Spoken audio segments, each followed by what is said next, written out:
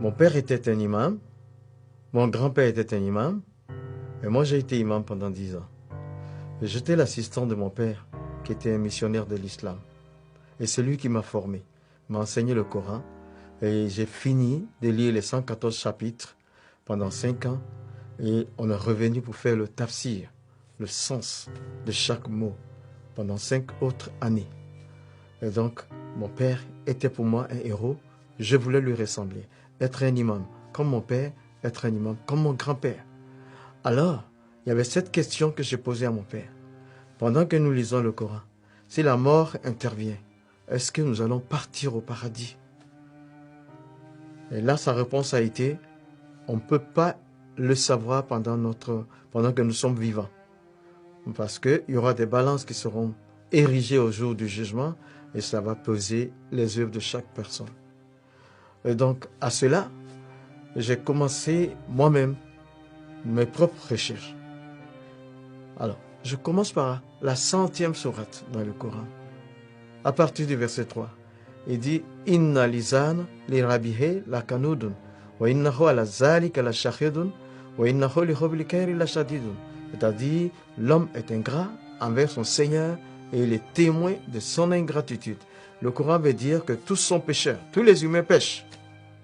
Après la 101e sourate dit « Fa'amaman sakulati mawazinuhu fahuwa fi shati radiyati, wa amaman kafati mawazinuhu fa'umuhu khawiyati, wa ma adirika ma khiyaha nar khamiyat. » C'est-à-dire, si tes œuvres bonnes surpassent les péchés, tu vas au paradis, mais si c'est l'inverse, tu vas en enfer. Alors je commençais à réfléchir. La 100e sourate me dit que je suis pécheur et la 101e sourate me dit que je dois avoir plus de bonnes actions que de péchés. J'avais 35 ans, je ne connaissais pas le nombre de mes actions, ni bonnes ni mauvaises. Logiquement, je ne pouvais pas savoir mon séjour dans l'au-delà, ce qui m'attristait beaucoup. Et dans mes recherches, j'ai aussi découvert la personne de Jésus dans le Coran.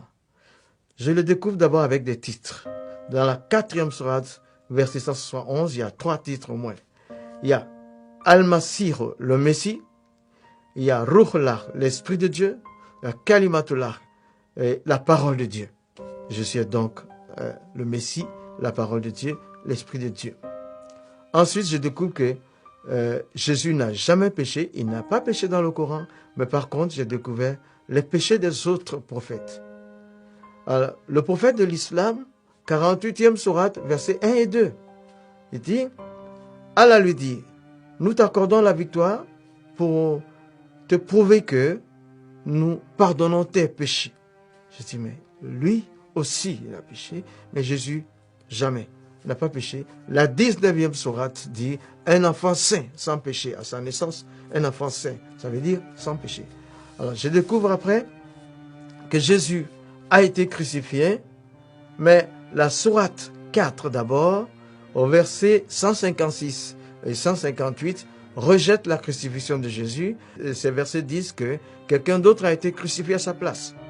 Mais par contre, la 3e sourate, le verset 55, un dialogue entre Allah et son prophète Jésus, dans le Coran, il dit, Izikalallah, Allah dit, Ya Isa, toi Jésus, Inni mutawafika, je te fais mourir, wa rafiuka, et je te lève à moi. Inni mutawafika, je te fais mourir, wa rafiuka, je te lève à moi. Il dit, quand un mort est élevé, c'est qu'il est ressuscité. Les deux verbes, mourir et ressusciter et élever, sont collés par une conjonction. Ça veut dire Jésus est mort et ressuscité. Mais moi, je voulais savoir de quelle mort il est mort. Et je prends donc le verbe qui a été traduit en français, mourir. Tawafa est le verbe là. Tawafa, la première interprétation donne mort violente. La crucifixion est une mort violente. Deuxième interprétation, mourir pour atteindre un but. C'était le cas pour la crucifixion. La troisième interprétation, c'est mourir pour payer une dette. Ce qui veut dire la crucifixion. Donc j'ai compris que Jésus est mort par crucifixion et ressuscité. Maintenant, après tout ça, j'avais une décision à prendre. Je suis allé donc dans ma cabine, sachant que je ne pouvais pas de moi-même, je ne voulais pas quitter l'islam, mais je n'étais pas sauvé dans l'islam, dans le Coran. Donc, j'ai vu Jésus qui est au-dessus des autres. En ce moment-là, je devais prendre une décision. Mais j'ai interrogé Dieu. Je dis, je suis le 14e imam depuis la génération de mon père. Et là, je sens que je ne suis pas sauvé. Je ne peux pas continuer à prier comme musulman, mais je ne peux pas devenir chrétien aussi. Donc, comme tu es Dieu, décide ce que tu veux. C'est en ce moment-là que, dans ma cabine, j'avais éteint la lumière. Et pendant que je m'apprêtais à dormir, il y a eu une autre lumière qui s'est faite et une personne était présente avec moi dans le bateau. Et cette personne m'a juste dit, Moussa, tu as toutes les informations que tu veux. Prends ta propre décision. Et puis, il n'y avait plus de lumière, c'était les ténèbres. De nouveau, je l'ai cherché, je ne l'ai pas revu. Et donc, suite à tout ça, j'ai décidé de donner ma vie à Jésus. Parce que dans l'islam, selon le Coran, je n'étais pas sauvé. Et Jésus a des titres au-dessus des autres. Il n'a jamais péché. J'ai donc donné ma vie à Jésus en 1987. Et toi qui m'écoutes,